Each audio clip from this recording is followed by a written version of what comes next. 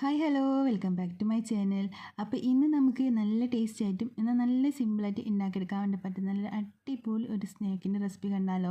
നമുക്ക് പെട്ടെന്നൊക്കെ വൈകുന്നേരം ഉണ്ടാക്കിയെടുക്കാനും കുട്ടികൾക്ക് സ്നാക്ക് ബോക്സിലൊക്കെ കൊടുക്കാൻ വേണ്ടി പറ്റുന്ന നല്ല സിമ്പിളായിട്ടുള്ള റെസിപ്പി ആട്ടോ ഇത്.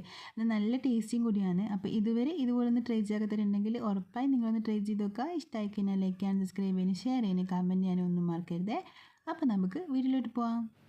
അപ്പോൾ നമുക്കിത് ഈ റെസിപ്പി ഉണ്ടാക്കിയെടുക്കാനായിട്ട് ആവശ്യമായിട്ടുള്ളത് ക്യാബേജ് ആട്ടോ. അപ്പോൾ മീഡിയം സൈസുള്ള ഒരു ക്യാബേജ് എടുത്തിട്ട് അതിൻ്റെ പകുതി ആട്ടോ ഞാനിപ്പോൾ എടുത്തിട്ടുള്ളത്.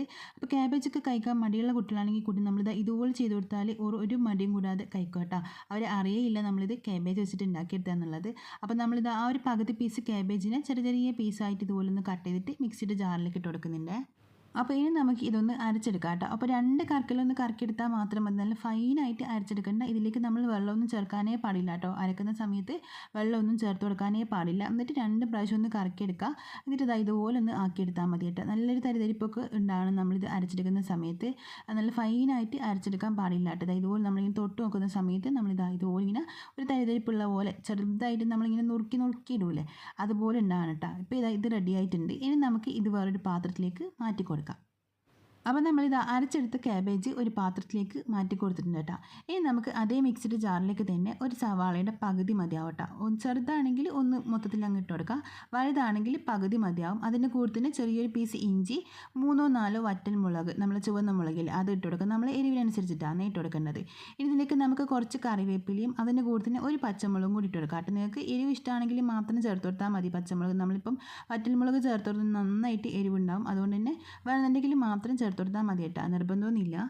ഇനി ഇതും നമുക്ക് വെള്ളമൊന്നും ചേർക്കാതെ തന്നെ ഒന്ന് ക്രഷ് ചെയ്തിട്ട് എടുക്കാം കേട്ടോ. നന്നായിട്ട് അരച്ചെടുക്കേണ്ട. നമ്മൾ നേരത്തെ ക്യാബേജൊക്കെ ചെയ്ത പോലെ തന്നെ ഒന്ന് ക്രഷ് ചെയ്തിട്ട് എടുത്താൽ മാത്രം മതി കേട്ടോ. നന്നായിട്ട് അരച്ച് പേസ്റ്റ് ആക്കി എടുക്കാനേ പാടില്ല കേട്ടോ. ചെറുതായിട്ട് ഒരു തരിതരിപ്പ് നമ്മൾ ഇതും അതുപോലെ തന്നെ അരച്ചിട്ട് വേണം എടുക്കാൻ വേണ്ടിയിട്ട്. അപ്പോൾ നമ്മളിത് അരച്ചെടുത്തതും കൂടി ഇതിലേക്ക് ഇട്ട് കൊടുക്കുന്നുണ്ട്. ഈ രീതിക്ക് വേണം നമ്മളിതൊന്ന് അരച്ചെടുക്കാൻ വേണ്ടിയിട്ട്. ചെറുതായിട്ട് തരിതരിപ്പുള്ളൂ നമ്മൾ ക്രഷ് ചെയ്തിട്ടൊക്കെ എടുക്കൂലേ, അതുപോലെ വേണം നമ്മളിത് അരച്ചെടുക്കാൻ വേണ്ടിയിട്ട്. ഇനി നമുക്ക് ഇതിലേക്ക് ആവശ്യമുള്ള ഉപ്പ് ഇട്ട് കൊടുക്കാം കേട്ടോ. ഒരു 1/4 ടീസ്പൂണും ഉപ്പും കൂടി ഇട്ട് കൊടുത്തിട്ട് എല്ലാം കൂടി ഒന്ന് നന്നായിട്ടൊന്ന് മിക്സ് ആക്കിയിട്ട് എടുക്കുക. അതിനുശേഷം നമുക്കിതിലേക്ക് ബാക്കിയുള്ളതൊക്കെ ചേർത്ത് കൊടുക്കാം കേട്ടോ. അപ്പം നമ്മളിതിൽ ഉപ്പ് ആദ്യം തന്നെ ഇട്ട് കൊടുക്കണം. ഉപ്പ് ആദ്യം ഇട്ട് കൊടുത്തിട്ട് ഇതുപോലെ ഇങ്ങനെ നന്നായിട്ട് ഇളക്കി കൊടുക്കുക. അതിന് ശേഷമായിട്ട് നമ്മളിതിലേക്ക് പൊടികൾ ചേർത്ത് കൊടുക്കുന്നത്. അല്ലാന്നുണ്ടെങ്കിൽ നമ്മൾ ഇതിൽ പൊടികളൊക്കെ ചേർത്തതിന് ശേഷം ഉപ്പ് ഇട്ട് കൊടുത്താൽ ഇതിൽ വെള്ളമൊക്കെ വീണ്ടും ഇത് പുറത്തേക്ക് ഇങ്ങ് വന്നോളും. അപ്പോൾ നമ്മൾ വീണ്ടും ഇങ്ങനെ പൊടികൾ ഇട്ട് കൊടുക്കേണ്ടി വരും. അതിൽ നല്ലത് നമ്മൾ ആദ്യം തന്നെ ഇതിലേക്ക് ഉപ്പ് ഇട്ട് കൊടുത്തതിന് ശേഷം നന്നായിട്ട് മിക്സ് ആക്കി കൊടുക്കുക. എന്നിട്ട് നമുക്കിതിലേക്ക് പൊടികൾ ചേർത്ത് കൊടുക്കുക. അപ്പോൾ ഞാനിപ്പോൾ ഇതിലേക്ക് 1 ടേബിൾ സ്പൂണോളം കടലമാവ് ഇട്ട് കൊടുത്തിട്ടുണ്ട് കേട്ടോ. അതിനുശേഷം ഞാനിപ്പോൾ ഇതിലേക്ക് ചേർക്കുന്നത് ഗോതമ്പ് പൊടി നിങ്ങൾക്ക് ചേർക്കാം, അല്ലാന്നുണ്ടെങ്കിൽ മൈദ ചേർക്കാം. അപ്പോൾ ഞാനിപ്പോൾ മൈദ ചേർത്ത് കൊടുക്കുന്നത്. അപ്പോൾ ഒരു 4 ടേബിൾ സ്പൂണോളം മൈദ നമുക്ക് ഇതിനായിട്ട് ആവശ്യമായിട്ടുണ്ട്. അപ്പോൾ ആദ്യം തന്നെ നമുക്ക് കുറച്ച് ഇട്ടിട്ട് നോക്കി കുഴച്ചെടുത്താൽ മതി കേട്ടോ. ഒരുപാട് അങ്ങ് ഒരുമിച്ച് അങ്ങ് ഇട്ട് കൊടുക്കണ്ട. ആദ്യം തന്നെ കുറച്ച് ഇതുപോലെ ഇങ്ങനെ ഇട്ട് കൊടുക്കുക. 1-1.5 ടേബിൾ സ്പൂൺ ഇട്ട് കൊടുത്തിട്ട് നന്നായിട്ടൊന്ന് കുഴച്ചെടുത്തതിന് ശേഷം നമുക്ക് വേണമെന്നുണ്ടെങ്കിൽ നോക്കി ചേർത്ത് കൊടുത്താൽ മതിയേ. അപ്പോൾ നമ്മൾ ആദ്യം തന്നെ പൊടി ഒരുപാട് അങ്ങ് ചേർത്ത് കൊടുക്കാനേ പാടില്ല കേട്ടോ. അങ്ങനെ ആകുമ്പോൾ നമ്മളിത് ഇങ്ങനെ കുഴച്ചെടുക്കുന്ന സമയത്ത് പെട്ടെന്ന് അങ്ങ് നല്ല ടൈറ്റായി പോകാനുള്ള ചാൻസ് ഉണ്ട്. അപ്പോൾ നമ്മൾ വീണ്ടും ഇതിലേക്ക് ഒരുപാട് വെള്ളമൊക്കെ ചേർത്തിട്ട് കുഴച്ചെടുക്കേണ്ട ആവശ്യം വരുവേ. അതുകൊണ്ട് തന്നെ നമ്മളിത് ആദ്യം തന്നെ പൊടികൾ ഒരുപാട് അങ്ങ് ചേർത്ത് കൊടുക്കാതെ നിൽക്കുന്നതാണ് ഏറ്റവും നല്ലത്. അപ്പോൾ നമ്മളിപ്പോൾ ഇതിലേക്ക് എടുത്തിട്ടുള്ളത് മൈദപ്പൊടിയാണ്. അപ്പോൾ നിങ്ങൾക്ക് വേണമെന്നുണ്ടെങ്കിൽ ഗോതമ്പ് പൊടി ചേർത്ത് കൊടുക്കാം കേട്ടോ. ഗോതമ്പ് പൊടി ചേർത്ത് വെച്ചിട്ട് ടേസ്റ്റിനൊന്നും ഒരു വ്യത്യാസവും ഇല്ല. നല്ല ടേസ്റ്റിനുണ്ടാവും, ഹെൽത്തിയും കൂടിയല്ലേ കുറച്ചുകൂടിയും. അപ്പോൾ നിങ്ങൾക്ക് ഏത് പൊടിയാണ് ഇഷ്ടം എന്നുള്ളത് അത് രീതിക്ക് എടുത്താൽ മതി കേട്ടോ. അപ്പോൾ ഞാനിപ്പം മൈദ എടുത്തേ ഉള്ളൂ. അപ്പോൾ എല്ലാം കൂടി ഇതുപോലെ നന്നായിട്ട് മിക്സ് ആക്കിയിട്ട് എടുക്കുന്നുണ്ട്. ഈ മിക്സ് ആക്കി എടുത്തതിന് ശേഷം നമുക്ക് നന്നായിട്ട് ചൂടായിട്ടുള്ള എണ്ണയിലിട്ട് ഫ്രൈ ചെയ്തിട്ടെടുക്കാം കേട്ടോ.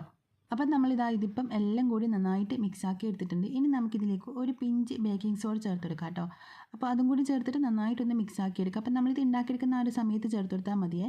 അപ്പോൾ നമ്മളിതിങ്ങനെ കുഴച്ച് വെച്ച് കഴിഞ്ഞാൽ ഒരുപാട് സമയം വെക്കാൻ പാടില്ല കേട്ടോ. ഇതിൽ നമ്മൾ ക്യാബേജും സവാളയ്ക്ക് അരച്ചല്ലേ ചേർത്തിട്ടുള്ളത്.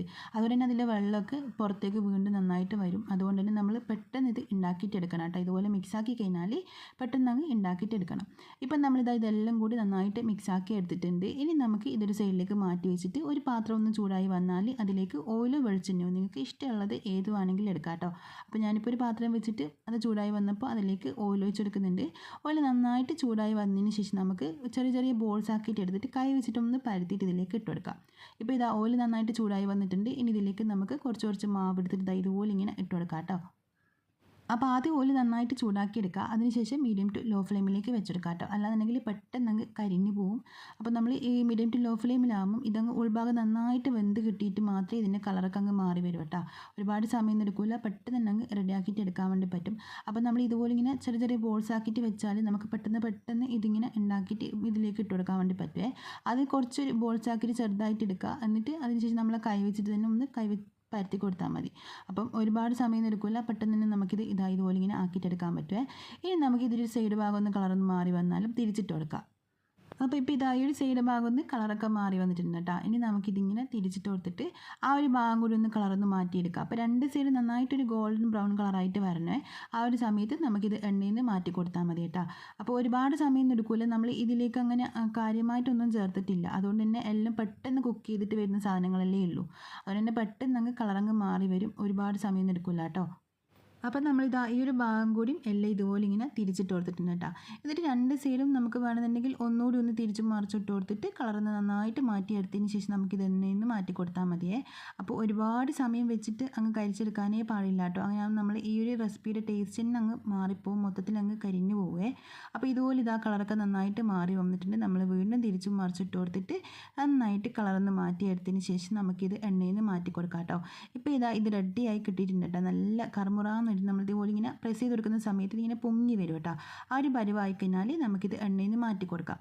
അപ്പോൾ ആ ഒരു സമയം നമ്മൾ അതുപോലെ ചെയ്യുന്ന സമയത്ത് ഇതിൻ്റെ ഉൾഭാഗമൊക്കെ നന്നായിട്ട് കുക്കായിട്ടുണ്ടെങ്കിൽ മാത്രം കേട്ടോ അത് പൊങ്ങി വരൂ. അതുതന്നെ അതുപോലെ ഒന്ന് ചെയ്ത് നോക്കിയാൽ മതി. അപ്പോൾ അങ്ങ് എണ്ണയിൽ നിന്ന് മാറ്റി കൊടുക്കാം. അപ്പോൾ നമ്മൾ സിമ്പിൾ ആൻഡ് ടേസ്റ്റി ആയിട്ടുള്ള സ്നാക്ക് റെഡി ആയിട്ടുണ്ട് കേട്ടോ. പുറം ഭാഗം നല്ല ക്രിസ്പി ആയിട്ടും ഉള്ളിൽ നല്ല സോഫ്റ്റ് ആയിട്ടുള്ള നല്ല ടേസ്റ്റി ആയിട്ടുള്ള ഒരു റെസിപ്പിയും കൂടി ആട്ടോ ഇത്. അപ്പോൾ എന്തായാലും നിങ്ങൾ ഇതൊന്ന് ട്രൈ ചെയ്ത് നോക്കുക. നമുക്ക് വൈകുന്നേരം ചായയുടെ കൂടെയൊക്കെ പെട്ടെന്ന് ഉണ്ടാക്കിയെടുക്കാൻ വേണ്ടി പറ്റുന്ന നല്ല ടേസ്റ്റി ആയിട്ടുള്ള സിമ്പിളായിട്ട് റെസിപ്പി കേട്ടോ. അപ്പോൾ ട്രൈ ചെയ്ത് നോക്കിയിട്ട് ഇഷ്ടമായി കഴിഞ്ഞാൽ ലൈക്ക് ചെയ്യാനും സബ്സ്ക്രൈബ് ചെയ്യാനും ഷെയർ ചെയ്യാനും കമൻറ്റ് ചെയ്യാനും ഒന്നും മറക്കരുതേ. അപ്പം നമുക്ക് മറ്റൊരു നല്ലൊരു വീഡിയോ ആയിട്ട് പിന്നെ കാണാം. Bye, thank U.